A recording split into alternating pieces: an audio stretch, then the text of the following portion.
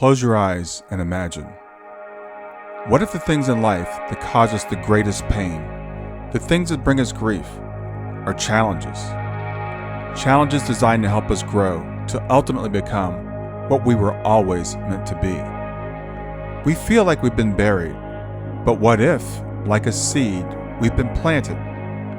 And having been planted, we grow to become a mighty tree. Now, open your eyes. Open your eyes to this way of viewing life. Come with me as we explore your true, infinite, eternal nature. This is Grief to Growth, and I am your host, Brian Smith. Hey everybody, this is Brian back with another episode of Grief to Growth, and today I've got with me our Scott Malone, and I'm going to read a very short bio for Scott, and then we're going to get started. Scott is a longtime acupuncturist, a martial artist, and a meditation practitioner. He's especially interested and focused on the relationships between the energetics of the body, the heart, and the consciousness. And to give you more information where you can find out about Scott, for acupuncture, you can go to infinitepillar.com. That's infinite, pillar.com. For energetic table work and consulting, you can go to esotericconsultant.com. And we'll cover those again at the end of the show. But with that, I want to introduce Scott Malone. Hello, hello. Hey, Scott, thanks for being here today. Yeah, I really appreciate you having me on. Yeah, it's great to meet you. You're a fascinating guy. We met through a mutual friend of ours, Jake Samayedny, who recommended that I speak with you, and we had a short conversation. And I think you'll be really interested, or I'll just be interested in hearing your story and how you got into energetic work and what your thoughts are between the body, heart, and mind connection. Yeah. So, how did you get into this work? Well, I have to say, so I've been a martial artist forever. Both my parents are chiropractors, and so there was this sense of healing in the family. So I would see somebody come into the clinic bent over, and then over a series of days, I would see them, better. Or weeks, I would see them standing up. And so I really thought there was something to that. There was something really interesting about that. And when I realized, my father, I would never have the last word if I was a chiropractor. So I thought, I ended up going into acupuncture. And it was interesting from a martial arts perspective, all the points that you would strike are essentially the points that you use to heal. So it's like, it's how you approach anything.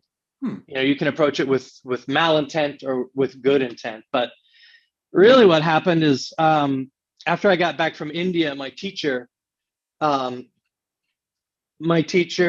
"So what are you going to do now that you're back from India and you've had this trip?" And I said, "Well, I was thinking about, it was a Sufi retreat for a month in India. And it went to a lot of Buddhist places. Like we ended up at the Mahabodhi temple.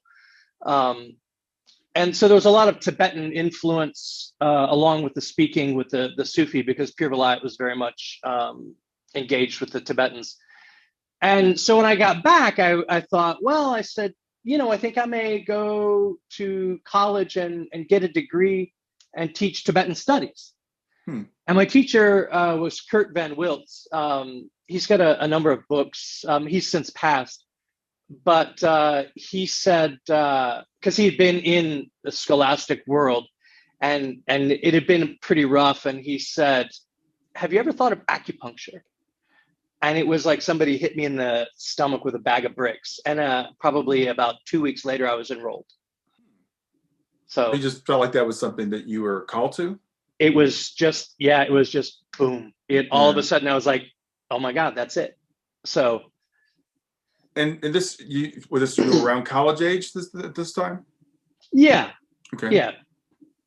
So probably, let's say I went to India in 94. Mm-hmm. So maybe a little past college age. Okay. So.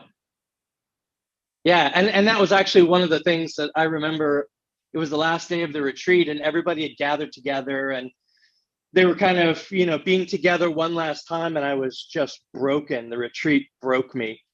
And I was on top of this Tibetan monastery in Nepal, the Kopan monastery. and everybody is together singing. And I just remember sitting on top of the roof, and I just remember telling God, I was like, you either have to tell me what to do or you have to take me out, because I can't stand it anymore. Hmm. And then it started raining on me. And I was like, oh, okay, all right, I get it. I'm just going inside now. But then when I got back, and I felt like it was a rejection at the time. But then when I got back, my teacher said, what are you going to do? Have you considered acupuncture? And it all came together. So, wow. Yeah. So how do you train for acupuncture? Where do you go to do that? So there's schools everywhere. I think here, I'm in Colorado now. So I think here there's, 2 in Boulder and 1 in Denver. So essentially it's, I think now they've changed it. I did 2 years of prerequisites, and then I did all my time squished into 3 years. But I think now they're moving towards a 4 and 4 model. Okay. So it's pretty extensive. And somebody was saying, yeah, it's a little bit like going to med school in Chinese. Yeah. I don't think that it's probably, as far as the hard sciences go, it's a lot more on the theory, and then the instruction and understanding of the points and how the whole body works in a holistic way. So it's interesting. You said, at the opening, you said there's a relationship between the points that you strike in martial arts and the points that you, I guess, use in acupuncture. Right. So so basically, if you have the energetic system, and it depends on what level you're sort of fighting at. So if you're boxing is do enough damage, knock somebody out. But if you look at some of the Eastern arts, once you start working with the energetic bodies, then you can use that energetic body to attack another energetic body.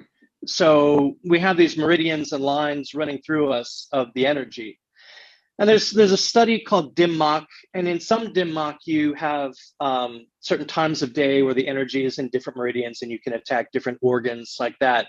But if you have enough energy, when you strike somebody, you're looking at affecting their energetic system as much or more than just a physical attack.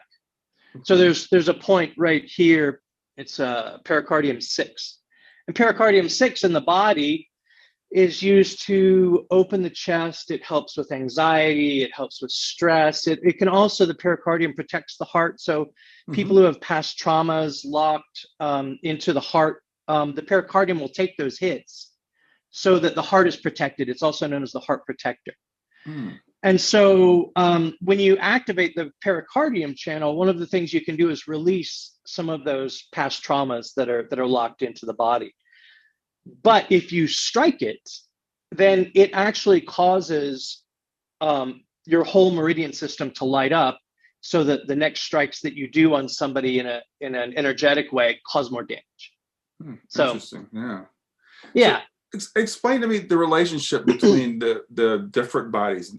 You mentioned the physical and the energetic. Are there other bodies, and how do they interrelate?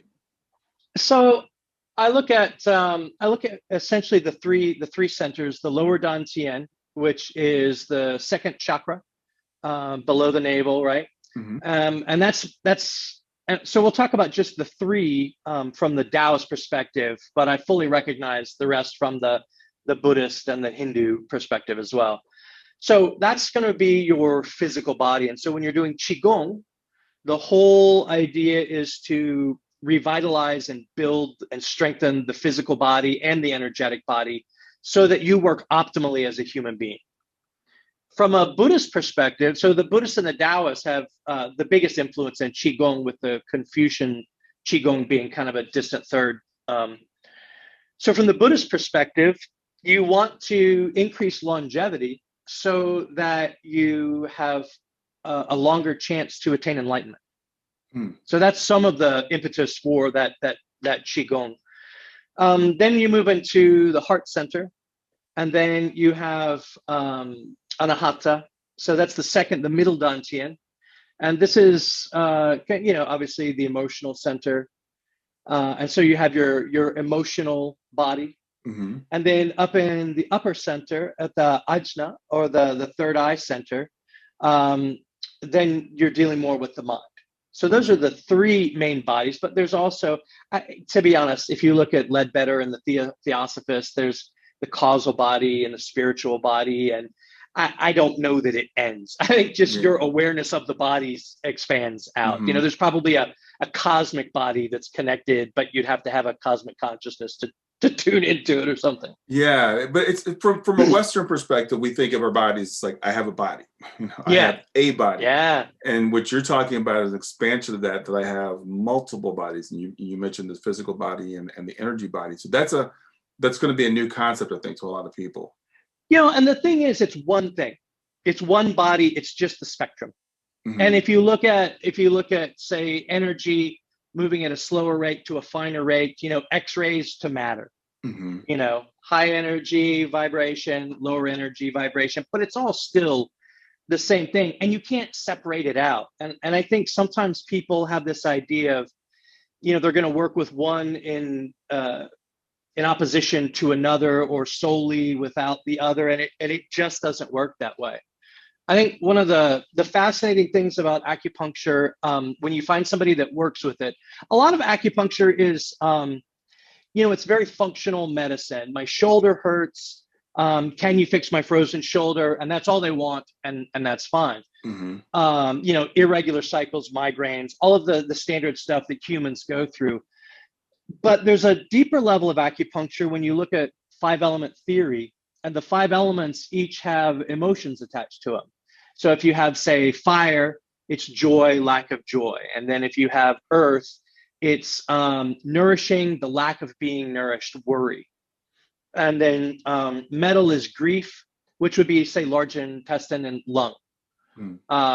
And that's the inability to grieve or the inability to stop grieving. And then you have metal, water is fear. And then wood, lung, and liver, gallbladder is anger, resentment, frustration, unfulfilled desire. So all of these home to different organ systems. Fire is heart and small intestine. Earth is stomach, spleen, pancreas. Let's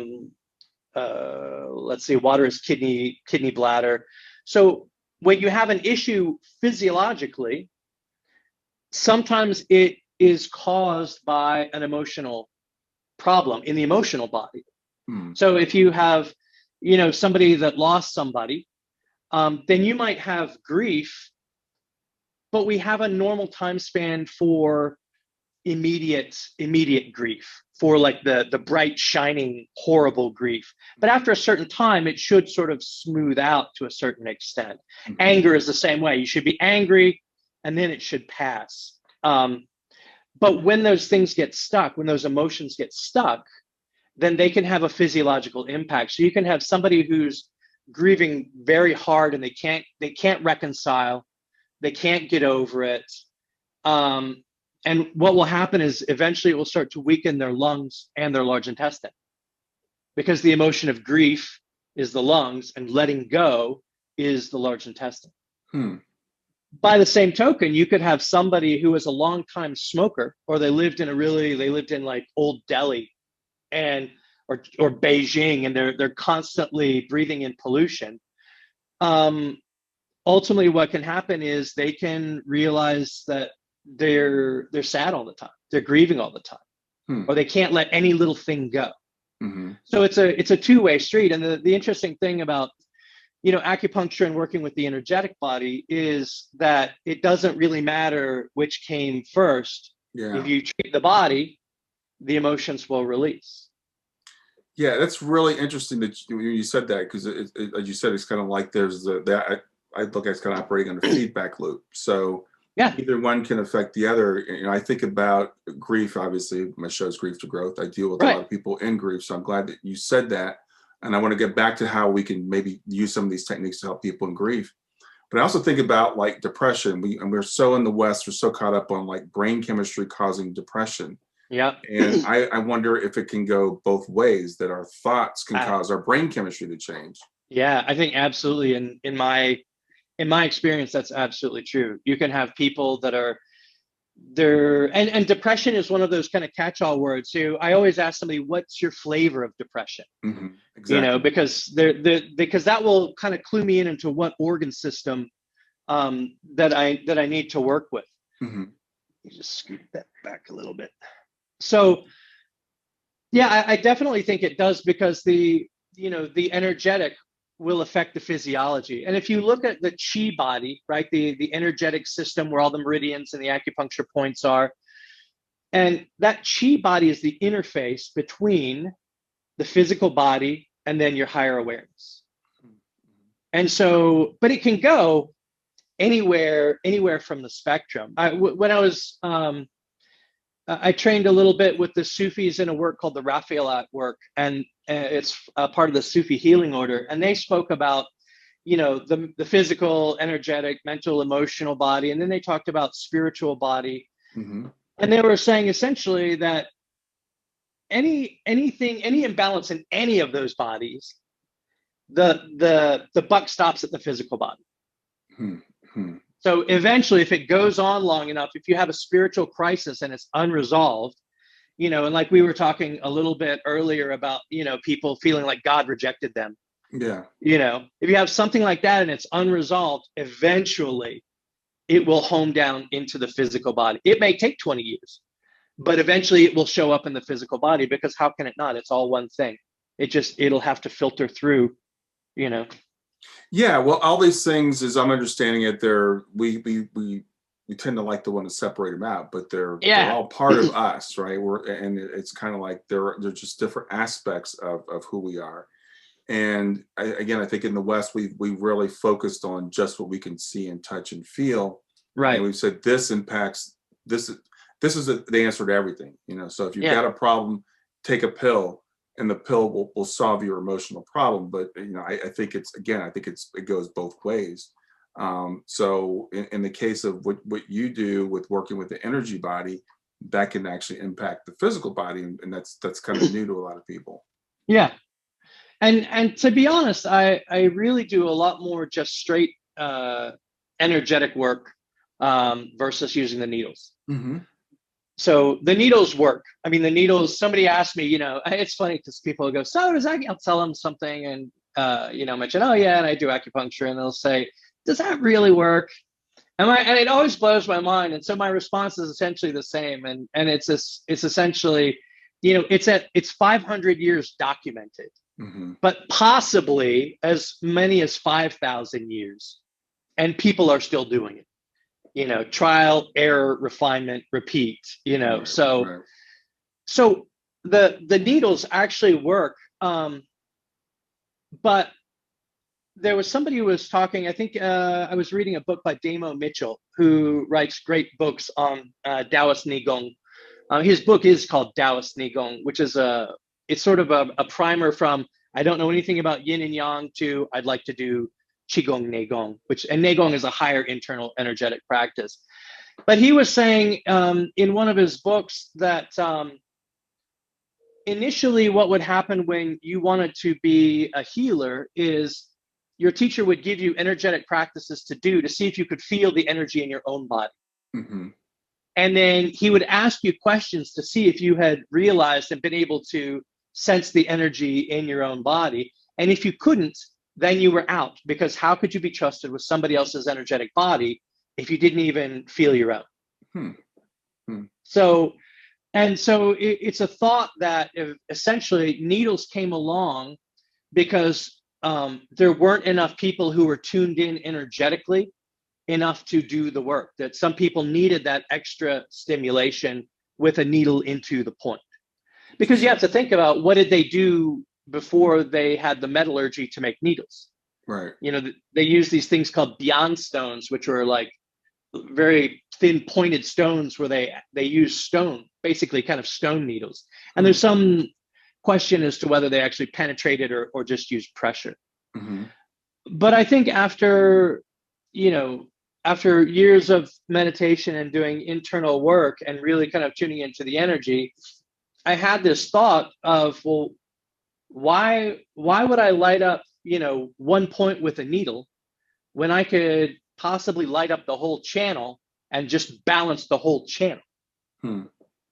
So if I'm doing acupuncture traditionally, then I look at my diagnosis, I look at the signs and symptoms, and then I pick the acupuncture meridians for my prescription, my point prescription. Mm-hmm. And I pick, according to my diagnosis, the medical prescription, the herbal prescription.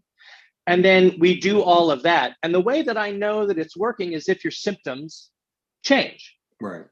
So what I say is I'm putting these needles in and they're going to balance your lung channel. They're going to balance your stomach channel. But I don't really know until there's a secondary response and you tell me that something got better. Right.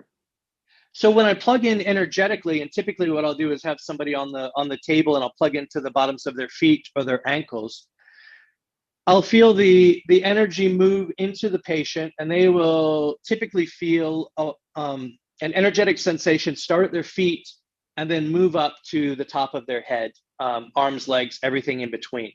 Hmm. So once I get a general sense of the energy in the body, then if, say, they're having trouble with anger and resentment, I'll plug into the liver channel, and they will actually feel that line go up the inside of the leg. And so my thought is, if you don't feel it, it didn't happen. Hmm. So it has to be a visceral sensation, or a lot of times patients will try to say what you want to hear. Sure. Oh, well, no, I think I feel it. No, I think so.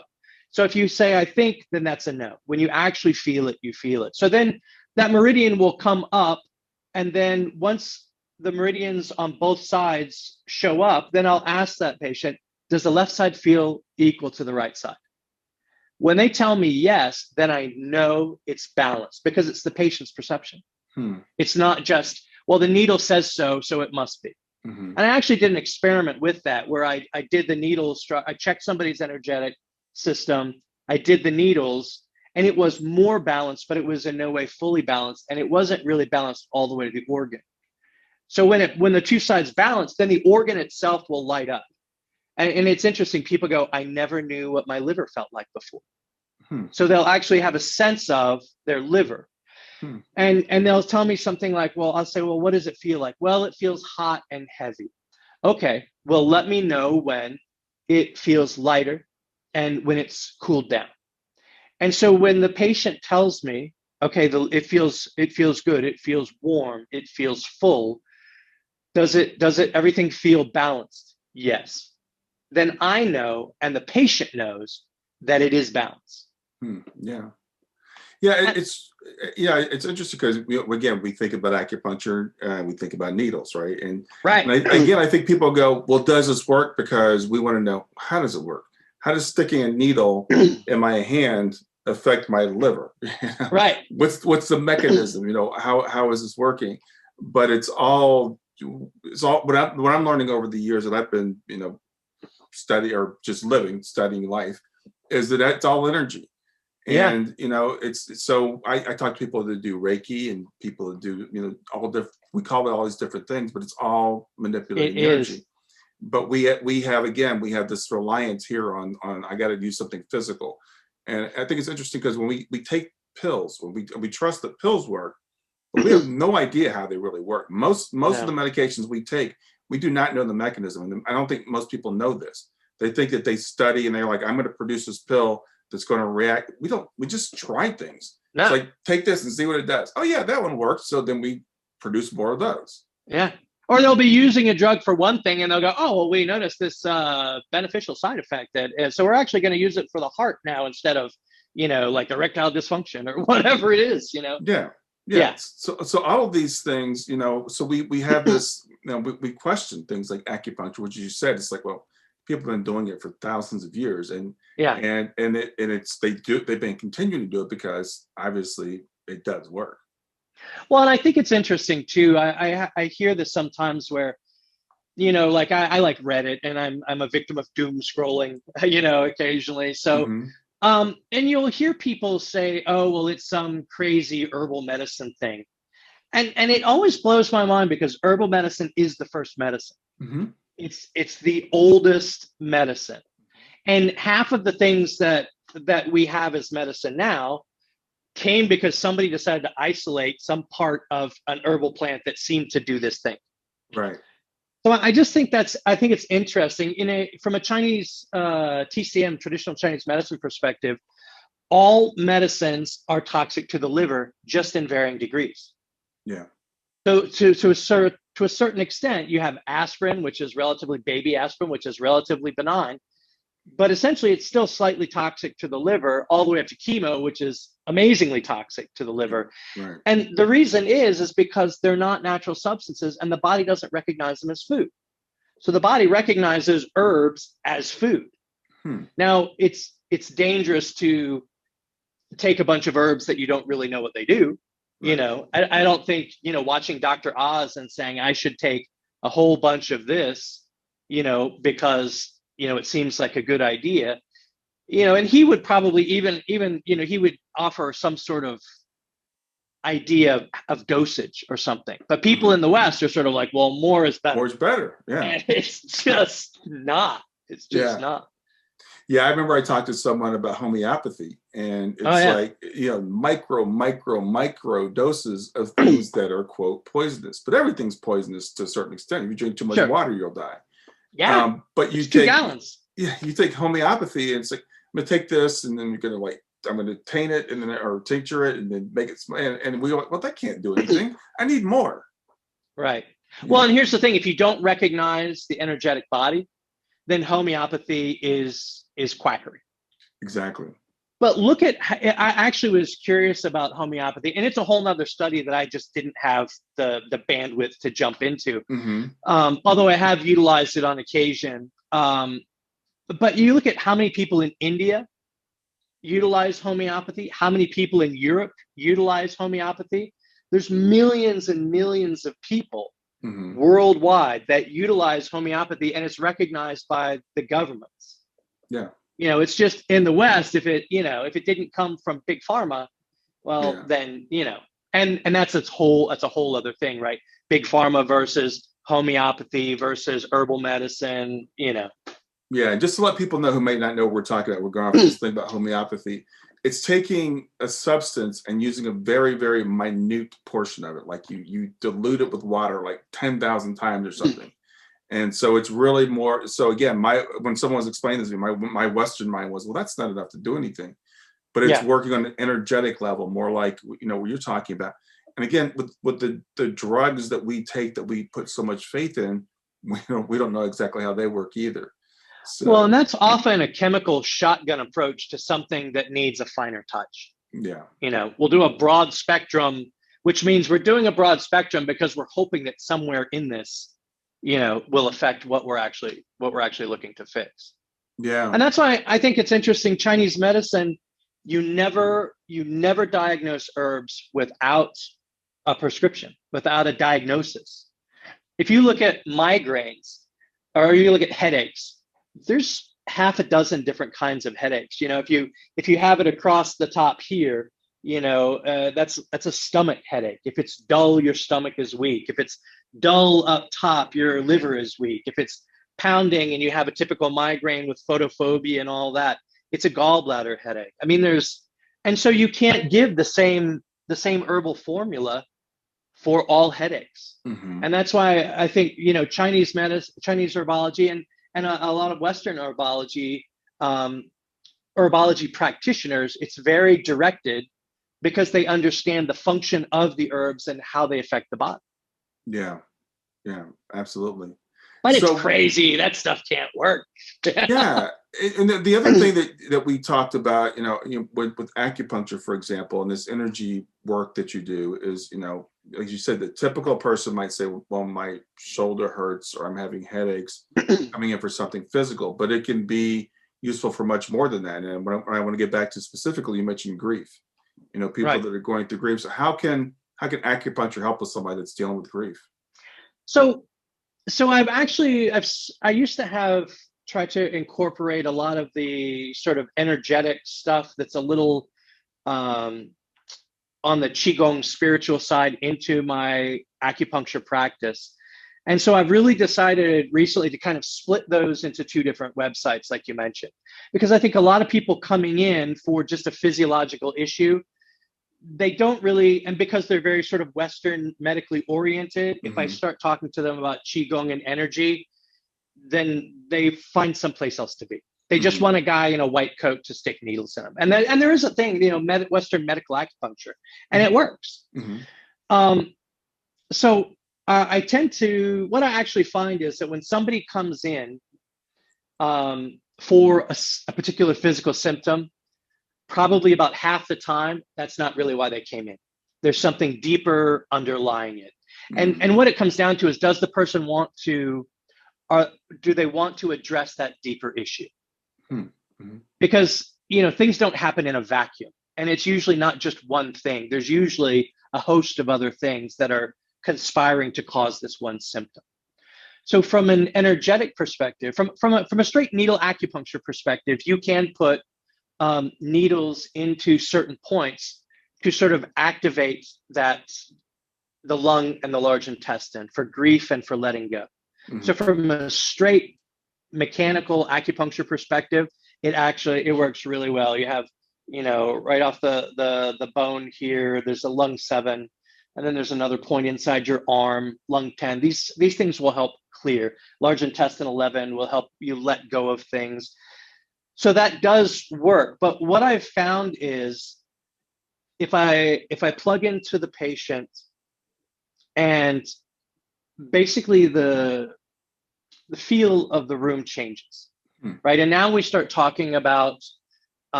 people dropping into a deeper state of consciousness. We'll get back to Grief to Growth in just a few seconds. Did you know that Brian is an author and a life coach? If you're grieving or know someone who is grieving, his book, Grief to Growth, is a best-selling, easy-to-read book that might help you or someone you know. People work with Brian as a life coach to break through barriers and live their best lives. You can find out more about Brian and what he offers at www.grieftogrowth.com, www.growth.com, or text GROWTH, GROWTH, to 31996. If you'd like to support this podcast, visit www.patreon.com/grieftogrowth, www.patreon.com/GRIEF, to make a financial contribution. And now, back to Grief to Growth. And in this deeper state of consciousness, often you will have people who have helpers. The Native American talk about spirit helpers and guides. So in that state of consciousness, that person's helpers will sometimes show up. And sometimes they're evidence to that person. I remember the first time I ran into this, I was actually in acupuncture school. And we had this big building, and the rooms were divided by sheets. So we had all these sheet walls. And I had this woman come in, and I forget what she was being treated for. I think it was her knee or something. And so I put the needles in, and the standard way is you put the needles in, you take a walk, you come back and check on the patient. And a lot of times acupuncturists will see, 2 and 3 patients in the same hour. So I took a walk, I come back, and she's got tears just streaming down her face. And I'm thinking, oh my God, I put something in, because I'm a student. I'm like, I put something in wrong. She's been in pain, and she's just been here crying for the last 15, 20 minutes. So I asked her, I was like, what's going on? Is everything okay? And she said, my mom died. And she said, and we were angry at each other when she died. And so I was laying here, and I had my eyes closed, and my mom was floating over the top of me. And so I had this conversation with my mom, and she said, honey, I'm not mad at you. I love you. How could I do anything but love you? And they're just streaming down her face. And she goes, is that normal? And I was like, yeah, absolutely. It happens all the time, but that was the first time I really got like, there's something else to this beyond the biophysiological effect. I mean, they found that, the meridian system actually lives in the fascia. So it's an actual structure in the fascia that moves faster than the nervous system. There's a lot of talk lately about the fascia. Yeah. Yeah. Yeah. So that was kind of, I've always been, interested in, meditation and meditative states and states of consciousness and awakening and all of that. And I just started, it started off, I was working on somebody, and I was, trying to light up these channels in myself. And it was really difficult. And I thought, well, maybe I'll just work on other people and get a better handle on it. And so I started lighting up the channels in other people. And then I started looking at, there's a certain level of balance that the body will go to as a constitutional base. So their energetic body will, and their physiological body will tend to balance first. But after a basic sense of free flow and balance in the body occurs, that's when things really start to get interesting. And that's when people start to have experiences that are beyond, I'm here for my health. And sometimes I would, and because I spend an hour, sometimes an hour and a half with a patient, in a meditative state, and while they're dropping into a meditative state, and then interesting things will start to happen. And I have one patient, and her father passed away, and I really felt his presence in the room. And she was really suffering because it was relatively recent. And so I just really sort of called him in as much more as he was already there, whatever I could do to help his presence help her. Mm-hmm. And again, she had this sort of, and I think it was mostly unconscious, but some sort of communication with her father, and then it shifted. And it's interesting because sometimes I have a sense of who's in the room, and sometimes I don't. But the most surprising one was, I think we mentioned before, I was telling you about, the Baptist church and how that I had an issue with that as a child because they scared me. So I've never really been terribly Christian oriented until I found Thomas Merton and St. John of the Cross and Teresa of Avila, and then that sort of shifted things. Well, wait, interrupt you for a second. Talk about that, because we talked about that before we got on the air. So let people know about that, because I think that's a fascinating part of your background. Oh, okay. I'll just finish this little bit because it was so funny to me. So I've always been, I'm like the most Asian white guy you'll ever meet, So I'm working with this patient, and I've always been drawn to, Tibetan Buddhism and the Hindu, pantheon of faces of God and all of this. And I'm sitting here with this woman, and I have this sense that Jesus is there. And I was so shocked in my mind. I went, Jesus Christ, what the hell are you doing here? And then I was like, oh, I was like, I am so sorry. I was really just kind of shocked. And he did the most Jesus thing. And he was like, oh, no, it's fine. I'm here for her, not for you. Mm-hmm. And I was like, okay, apologies, carry on. Yeah. So it's just interesting because different folks show up for different people. And it doesn't have anything to do with me. Mm-hmm. Mm-hmm. So everybody has sort of help along the way. Yeah. So, so we were talking about when my parents, my dad was a chiropractor. He ended up in this little town called Senatobia, Mississippi, as a chiropractor, and nobody knew what that was. Mm-hmm. And so actually one guy showed up in his office and said, hey, I'd like you to come out, and it was a farming community. I'd like you to check over my cows. And he was like, what do you mean? He's like, well, I hear you're a cow cracker. So he was like, no. And so we had to do a lot of education. And one of the ways you integrate yourself into a town is you go to the church. Mm-hmm. And so he went to the Baptist church. And once we were old enough, then my older sister and he would take us to the church with him and mom.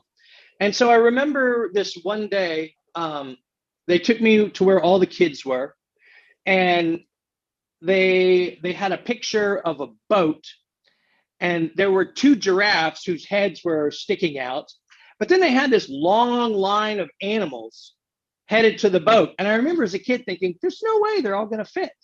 There's just no way. It's not going to happen.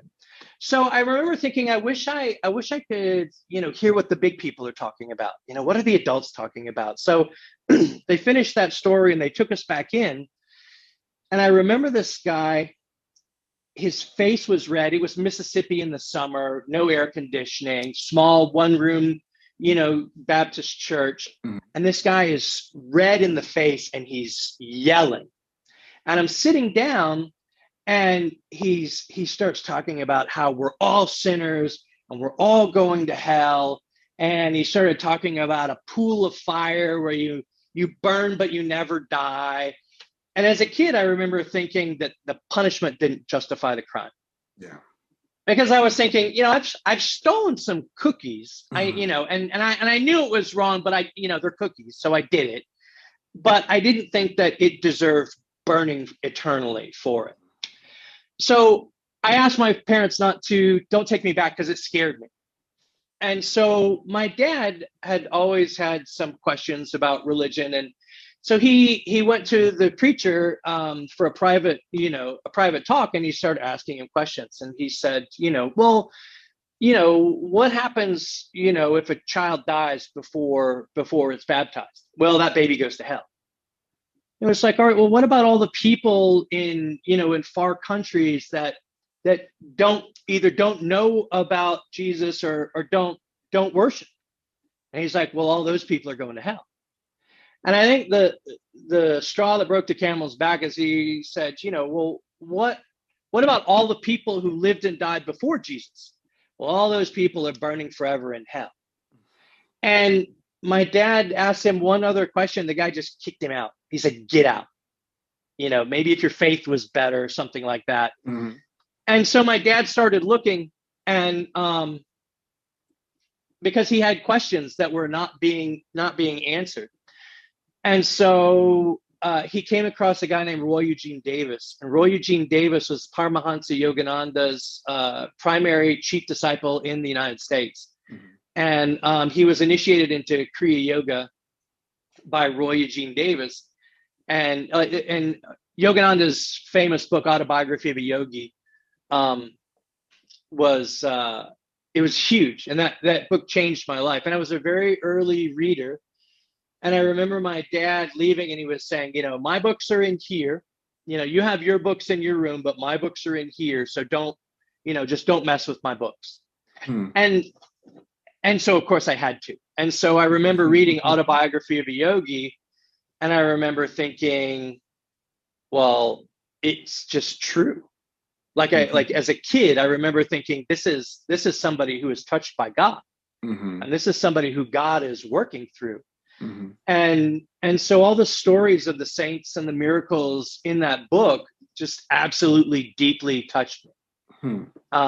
And oddly enough, they didn't scare the crap out of me in the process. So I think that was kind of the takeoff point for me. And I was never like my heroes, like the people that I looked up to were they ended up all being Hindu saints. Mm-hmm. So that was kind of my initial walk into the spiritual world was, that sort of, that Eastern path through India. And I remember I was really frustrated. And I asked my dad, I said, these people are Christian. And I was like, well, what are we? Mm-hmm. And my dad said, well, your mom and I believe this way, but you will figure it out and you'll know it when you find it. And at the time I was just super, I thought, well, that's a crap answer. Like that's the non-answer, but it was actually it was a huge, huge gift. Mm-hmm. Because I was never satisfied. So I just kept looking that way. There's a couple, I'm sorry, go ahead. No, go ahead. Go on. There was a couple of interesting stories that I wanted to tell about my dad in practice. And he said that there was this woman came into the clinic, and he said she was white as a ghost. And he said, Miss Jones, he said, I haven't seen you in months. He said, how are you doing? Mm-hmm. She said, well, I'm fine. And he said, well, what brings you in? And she said, well, you told me to come in.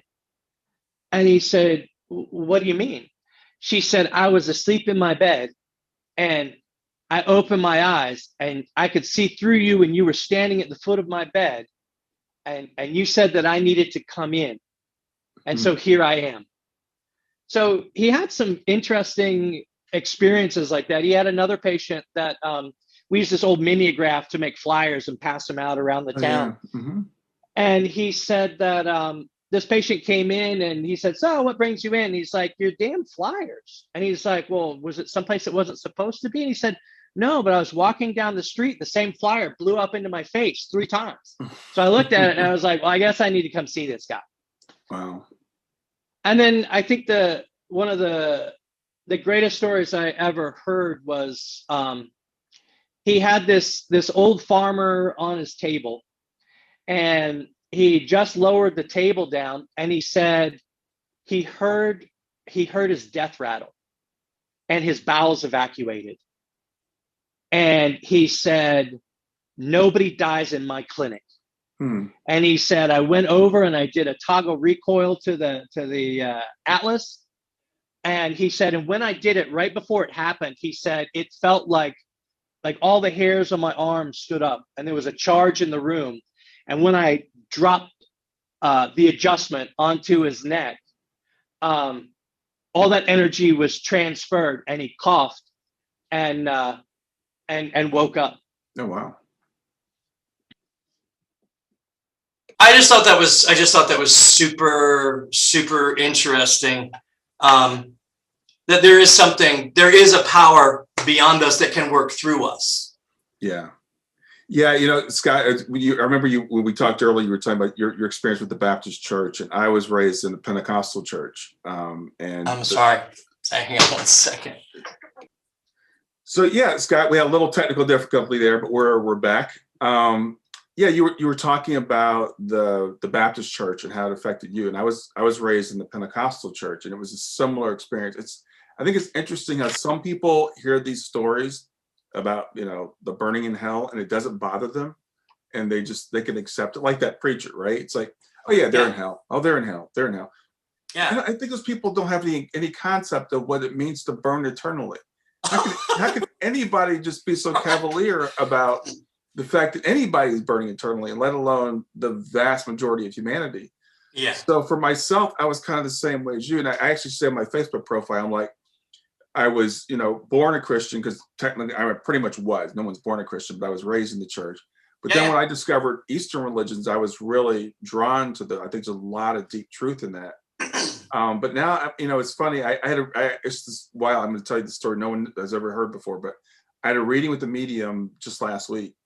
And my grandmother came through. My grandmother was very religious and stuff. And she said, you're doing great things. Everything you're doing is great, but don't forget where you came from. Don't forget your foundation.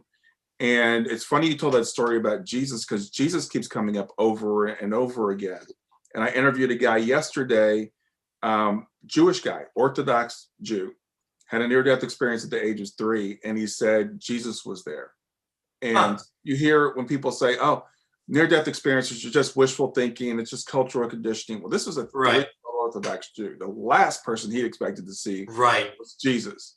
So I think there's something to that. When you talked about earlier, you're in this room and Jesus shows up. I mean, I think it's pretty wild because. And I was so stunned. That's why I was thinking there's something to this, because I'm absolutely stunned. It was the last thing I expected. I had another woman, and she said that while she was on the table, Mary came to her and spoke to her. Mm-hmm. And I have to say, I had a pretty hard negative view of Christianity until when I was in acupuncture school. There was a woman there, and she was having her baby christened. Mm-hmm. Christened, baptized, I'm not sure. So we went to this church, and I know it wasn't a Catholic church, because the Catholic church, and the Eastern Orthodox, the regalia is perfect, right? They look, it's just awe-inspiring just to be there. Mm-hmm. And so it was some other form of church. And I remember the guy came in, and he had a stole on, and in this really terrible 70s green, it said "Holy, Holy, Holy" on it. And I just remember thinking, this guy is like the used car salesman of preachers. And so he gave a short talk, and then he brought the baby up. And so I was still thinking, why am I wasting my Saturday here? And he brought the baby up, and there was a golden chalice that had some oil in it. And this baby is not having it. This baby is done and been done. And it's just writhing, and he's trying to wrestle this baby. And so I see him drop his 2 fingers into the oil. And then he looks up and he holds his fingers up. And I saw this clear beam of light come from above and attach to his fingers.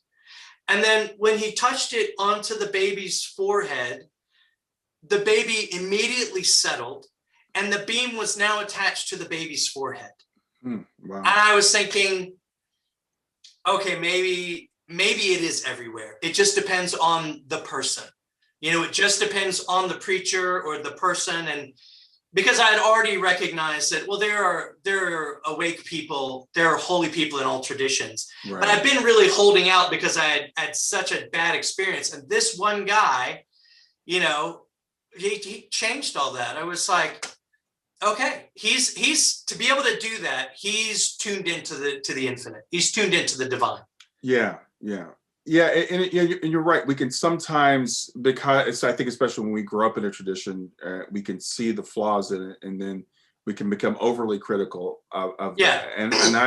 And I'm coming back to, I quote the Bible to people all the time because I was raised in that, because there's so much good stuff in the Bible. Even there's a lot of bad stuff. It was corrupted for sure. It was polluted, but there's so much good stuff in there. And we should not throw out the baby with the bathwater. And when we hear about these experiences with Jesus, this guy, he had a beautiful quote in his book about how Jesus is basically the highest representation of what man can be, and he's always with us at all time, and blah blah blah. And I'm like, this is what Christians should be saying about Jesus. And I was never taught this in church, and this is coming from a guy who's an Orthodox Jew.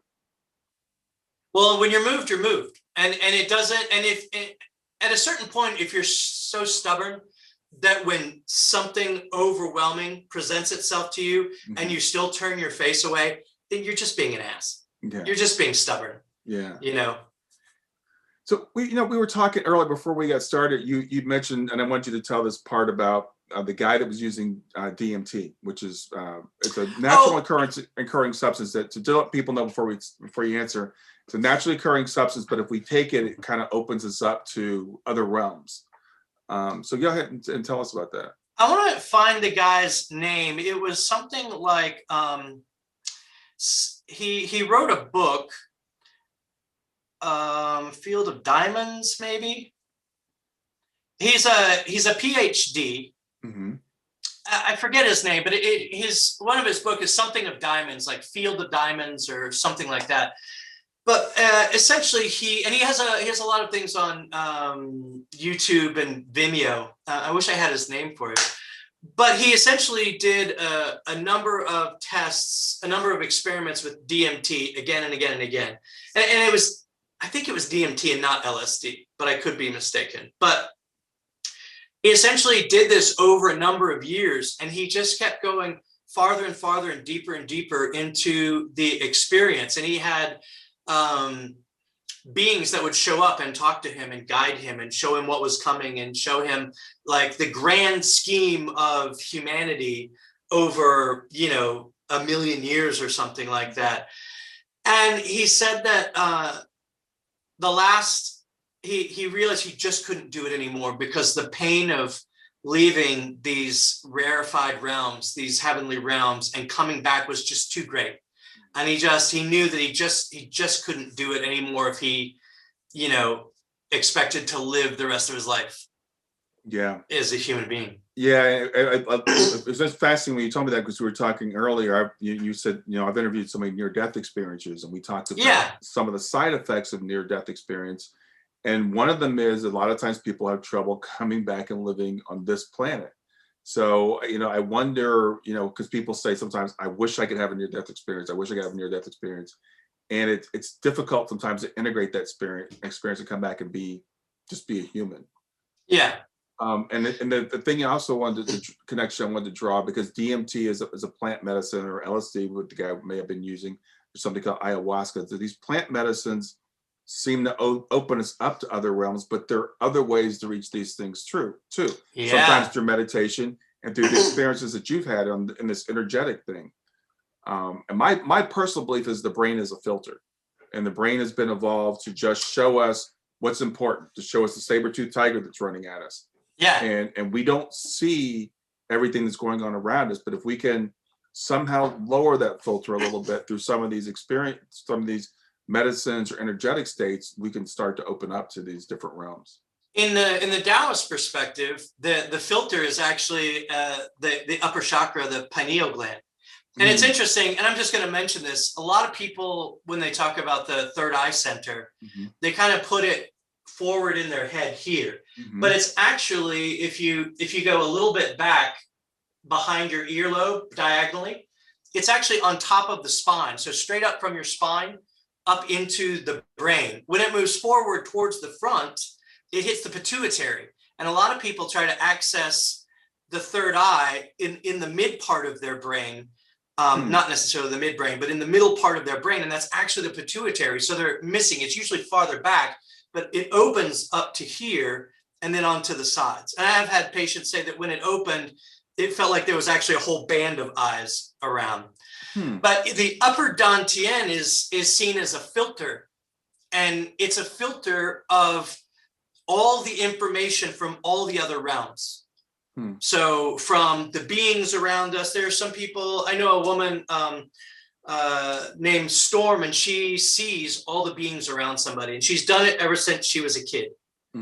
And, she would be talking to, her friends, and then she'd talk to a kid that she called Bent Neck Jimmy, and people would look at her like she was crazy, and they were like, what? And she's like, who are you talking to? And they're like, well, I'm talking to Bent Neck Jimmy. And, come to find out he was a kid who had broken his neck in the area 40 years before. So that's a filter. And I think there's a real sort of caution with working with the filter until the lower bodies are fully integrated, until especially the heart center and that lower energetic center are fully integrated. Because we have a tendency to want to check out and away. So if people could see, and to me, I think it's probably the danger of really advanced VR or something, where people want to live in these fantasy worlds and not live here and now. But if you're not really rooted and grounded, there can be a tendency to want to live in these sort of transcendent realms. And so that filter keeps you from seeing probably all the spirits that are around, and the animal spirits, and who knows what else from whatever realm is around you. And drugs can, I think if the ethnogens are used in the proper context, I think if they're used in a context that's culturally proven for a spiritual reason, I think that you have, and typically those things are run by a shaman. And the medicine man in any tradition, whenever something is going on, he's the guy that protects everybody and everybody's experience. So he's the guy that sort of puts the shield up around everyone to make sure everyone's okay. So if you find yourself, with a bunch of peyote, and you decide to go out into the desert, and, it might be okay, but it might blow those filters open. Right. And I think that's where you have some people who are in institutions because they blew those filters open and they couldn't get back. Like if you look at Alex Gray, the guy that does all that really interesting art with the chakras and the body. Have you seen him? I don't think so. You'd probably recognize the picture, but he shows all the energetic bodies, and he said that he did so many hallucinogens that he almost didn't make it back, and it took him years to integrate from coming back. So I just think those are they're useful in the proper context. And there's a parallel there to the near-death experience, because they get blown open, and they sometimes have really trouble integrating. And almost every time I interview a near-death experiencer, they mess up the electronics. We have problems with the connection. Right. They can't, they might wear a watch anymore, but they have to constantly buy cell phones, and the computers are always messed up. Yeah. And a lot of, sometimes they're like, like we were saying earlier, it's like, I don't know if I want to go through all the crap we have to go through here, because I want to escape. So I think that that filter is there for a reason. And sometimes it's maybe good to peek, get a little peek so we can, remember who we are. And when we start to get too down and too much into this, but, and I want to ask this to you, because this is why I say to people all the time, I think as human beings, we have to be grounded, and we have to be able to connect to this heavenly realms, and we've got to be balanced between those. We've got to figure out, when I'm too far down in this and I get too caught up in the day to day, I need to be able to get to that higher perspective. Yeah. But I can't live there. There's a great story. I love Rabbi David Cooper. He wrote a great book called God is a Verb. But he wrote another book about retreat called Silence, Simplicity, and Solitude. And he said that he was at Big Sur somewhere out in California. And he's all about retreat, 40-day retreats, because that's, it's in the Torah. And so he goes out and he does this 40-day retreat, and he's praying every day, meditating every day. He packs up all his stuff, and he's coming back down from the retreat hut.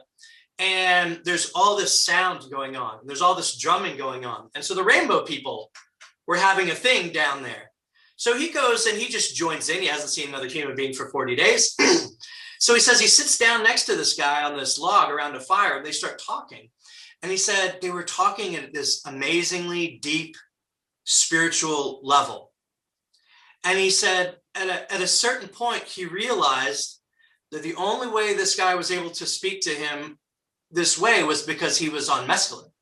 And he said it made him very sad, because he realized that his experience was integrated into his body. His experience was his own, and he would not lose that. But this guy in 6 or 8 hours was going to lose all touch with that. Yeah. So I think this is something that'll speak directly to your question. So when I was first working on people, I was really interested in Kundalini and the chakras. And so all the energy going up. And I've actually figured out a way energetically to basically clear the pathway, so that if a person is ready, that will happen unimpaired. Right. So people run into trouble when that Kundalini lets go if they have something stuck here or here in their head, and the energy bangs up against it, and then there's a burning oftentimes, or short circuiting that happens. So if you clear that pathway out, then when the Kundalini ignites of its own volition, then it's a straight shot out. So when I was working with this, I found the 7 chakras in the body, and then I also use a couple of, in the Sufi tradition, there are 3 heart chakras. So there's the one in the center. The one on the right is the spiritual longing. The one on the left is physical longing and love. And they're basically aspects of the same center. So when I'm working with this, I was wondering, well, what about up above? So I had a person whose crown opened up, and then they felt themselves rise up above their head to another place. And so there was another chakra or dantian above the bottom.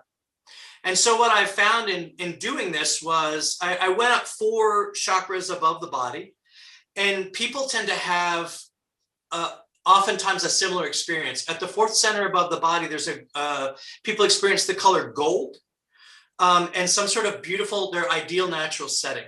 And I had one guy who was a Christian who said that that was where Jesus spoke to him. And so I was thinking about these chakras up above the body, and then it occurred to me, I was like, well, this seems very imbalanced. Like, why would there be chakras above the body and not below the body? And so I had one friend of mine who's just recently passed, Brian Ernest, who helped me, a real psychonaut. He really had a facility for these states of consciousness. And we basically went up 4, and then we went through the chakras to the root, and then we went down below. And so what I've ultimately found is 7 centers above the body. And I wonder about this, like, is there 7 the number? Is there 12? Is there 100? Is there an infinite number? I think what's happening is I'm recognizing in a way that I can understand. Mm-hmm. So it doesn't mean that it's true across the board that there are 7 and people get hung up. There might be an infinite number. But at 7, it seemed to interface with infinity, whatever that means. And so when somebody goes into that 7th center up above, oftentimes they have an experience. And then there's a cascade of energy that pours down through the body. And once that cascade starts, it never stops. And then when it hits the root, then it moves down, and it will move down 7. And then somebody will have an experience down below. And then there's another cascade of energy that pours up through the descending cascade. So you have the infinite below pouring up through the body, and the infinite above pouring down through the body. And I realized that they're the same thing. And it basically becomes a pillar that moves in both directions from every place. And I call that the infinite pillar. Interesting. Yeah, wow. And after a certain point, what happens is those energies converge into the heart. And then what happens is they connect out into the world. And so if you just have this, I'm always transcendent, then you have nothing to do with the world. If you're very much in the body and you're very immanent, and you're really just interested in the physical world and all that, then nothing comes out into the world. What we're here to do isn't offered to the world. Right. So when we have that rooted balance into the earth, we are here. Get over it and believe it. We are here. Mm-hmm. But we're also in tune with this infinite above us as well. Mm-hmm. Then we can actually ground more of that to move out into the world. And in the Chinese, they say Tian Ren Di, heaven, man, and earth. And what it means in a pithy way is man walks between heaven and earth. Yeah. But in a deeper way, what it means is part of our function is to be conduits for the heavenly chi to come down into the earth. When yang reaches its apex, it turns into yin. And for the earthly chi to rise into the heavens, when yin reaches its nadir, it rises to its opposite. Mm-hmm. And what I found is once that's really set and people have this really connection between heaven and earth, that often and just about every time it will converge in the heart, and they will have a sense of all of creation. Mm. And it's from here. It's a sense of love. And then people tend to start to get about doing whatever their work is. Yeah. That's beautiful. That's beautiful. I love the way that you said that. I think that's what I've been trying to say in a very not quite as articulate way, but yeah, it's that balance that we need to have, and that energy flow between the heavens and the earth, and we have to be both at the same time. That's sometimes why it's so difficult being a human, is finding that balance and not getting so caught up in the day-to-day stuff, but also not trying to escape it, saying, well, everything's good. It doesn't matter what I do. And I know quote spiritual people that say this to me, and it drives me crazy. It's like, no, you shouldn't be involved in the day-to-day stuff. Don't worry about it. It's all good. Whatever happens is supposed to happen. No, we're not here for that. Yeah. If you're not engaged in the world, well, then really what you have is a selfish spirituality. And I think Chongyam Trungpa wrote a great book called Cutting Through Spiritual Materialism. Yes. That like spirituality that's just for me, just to save me, just to end my suffering. Ultimately, it's been hijacked by your ego. Yeah. Find, and to me, I think that the measure of a man is the depth of his heart. Yeah. And frankly, I think that's one of the problems with the way some people, I'm not going to say everybody, has interpreted Christianity. It's all become about individual salvation. What can I get from me? And that's where we need to have that balance between that and the Eastern, which is, it's about the collective. What can I do for the world? I'm part of it. Yeah, I'm part of a team. I'm here. I'm not here for me. I'm here for you. I'm here for everybody else. And we have to do both. We got to take care of ourselves. Yeah. And we have to take care of the world at the same time. Oh, as a friend of mine said, he goes, because I've always been like, I'm going to do it by myself, and we're all standing on the shoulders of giants, wave after wave of humanity is brought us to where we are, and all the spiritual teachers who have, written things. And so I was very much in that I'm going to do it alone. And my buddy goes, if we were meant to do it alone, there would be billions of us. It'd just be you. It's like, all right, fine. But I just find there's so much help. There's so many people that are just selflessly giving, that nobody would get anywhere without all of us. And I love Thich Nhat Hanh has this one, and I haven't read a bunch of his, but this one little speech that he did always touched me. And he's like, I love to do the dishes. And so he's like, a lot of people hate to do the dishes, but I love to do the dishes. And essentially, while he's doing the dishes for food, he's thinking about the people that made the dishes. And he's thinking about the people that raised the food, and the people that transported the food, and the people that stored the food, and the people that put it on the shelves. And he's thinking about the whole chain of humanity that brought him to this place doing the dishes. Yeah. And I think that's where in the West, that Western individualism is, it's the shadow side of it, it's all me and not us. Yeah, well, and I love that practice of doing the dishes, or when you eat, to think about where the food came from and the truck driver that drove it and all that stuff. That will make you humble real fast. Look around it, pick up any object on your desk, and think about where it actually came from and what it took to bring that together. The person that created that put that out into the world. So those are great practices, and I think, I'm glad to see that people in the West are opening up to some of these ways of the East. I think we can learn, quite a bit from it. And I think as a society, we're kind of sick because of our individualism. Yeah, I think it's true. You look at, people in Norway, and something goes on. They're like, well, we're all Norwegian. Yeah.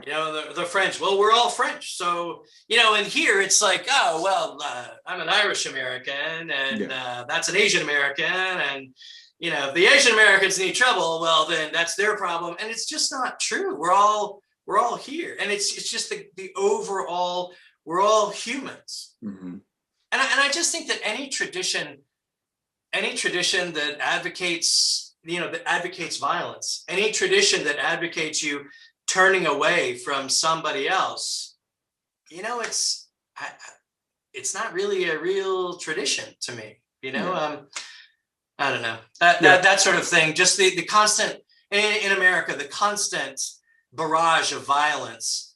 I just don't understand it. Like, if you're going to be violent, but don't equate it to a religion, because, all religions say the same thing. That golden thread, it's all the same thing. Yeah. And that same thing is not violence. It's love. Yeah. We're basically all one. Well, Scott, I want to thank you for having this conversation today. It's been really, really enjoyable. Anything you want to say as we're wrapping up? No, I just, I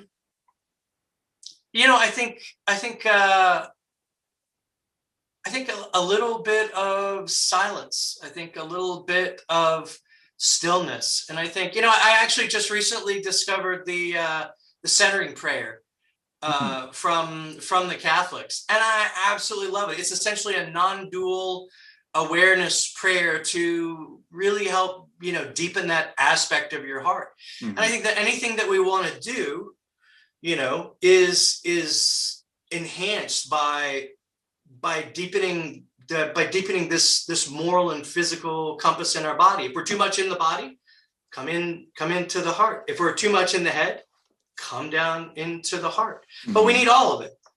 Right. Yeah. Exactly.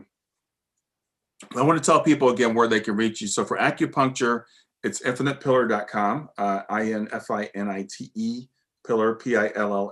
And you described the infinite pillar earlier beautifully. So I'm glad you did describe that. And for energetic table work and consulting, it's esotericconsultant.com. So you can reach Scott there. And I do distance sessions, so the energetic stuff, distance sessions as well. So people want that kind of work. There's no distance when it comes to energy healing. That's cool. No, it's all here. I want to thank Jake again for introducing me. to Yeah. you. Yeah. Well, I've been trying to get Jake on the show. So this is another shout out to Jake to come on Grief to Growth. But Jake Samoyedi is a fantastic guy. I want to thank Jake for introducing us also. Yeah. All right, Scott, enjoy the rest of your day. All right. Thank you, brother. It was good to see you. That's it for another episode of Grief to Growth. I sure hope you got something out of it. Please stay in contact with me by reaching out at www.grieftogrowth.com. That's growth2growth.com. Or you can text the word growth to 31996. That's simply text growth, GROWTH, to 31996. Since you're watching this on YouTube, please make sure you're subscribed. So hit the subscribe button and then hit the little bell here, and it'll notify you when I have new content. Always, please share the information if you enjoy it. That helps me to get more views and to get the message out to more people. Thanks a lot and have a wonderful day.